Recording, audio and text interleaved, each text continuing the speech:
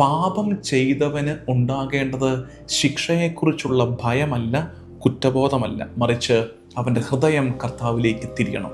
His heart must turn back to God. കർത്താവിലേക്ക് തിരിയുന്ന അനുഭവമാണ്. അല്ലാതെ തെറ്റിപ്പോയി ശിക്ഷ, പണിഷ്മെൻറ്റ്, ഫിയർ, ഭീതി, കുറ്റബോധം, നിരാശ, അതല്ല പാപത്തുടർച്ചയായി നമ്മളിൽ സംഭവിക്കേണ്ടത്. ബൈബിളിൽ സിൻ, പാപം എന്നുള്ളത് കർത്താവിൽ നിന്ന് അകലുന്നതാണ്. അങ്ങനെ വരുമ്പോൾ റിപ്പൻറ്റൻസ് എന്താണ്? തിരിച്ചുവരവാണ്. ഈ കൺസെപ്റ്റ് ബൈബിളിൽ ആകമാനമുണ്ട്. Sin is departure and repentance is return. Sin is departure and repentance is return. അപ്പോൾ ഈ ധ്യാനത്തിൽ പ്രധാനമായും 4 പ്രധാനപ്പെട്ട കാര്യങ്ങളാണ് നമ്മൾ ചെയ്യുന്നത്. ഈ തിരിച്ചുവരവിൻ്റെ ആ തീമിൽ 4 പ്രാക്ടിക്കൽ സ്പിരിച്വൽ എക്സസൈസുകൾ നമ്മൾ ചെയ്യും. ഒന്നാമത്തത് ഫാസ്റ്റിംഗ്. ഈ 3 ദിവസവും ഉപവാസമെടുക്കാൻ ഈ ധ്യാനത്തിൽ പങ്കെടുക്കുന്നവരെ ഞാൻ ആഹ്വാനം ചെയ്യുന്നു.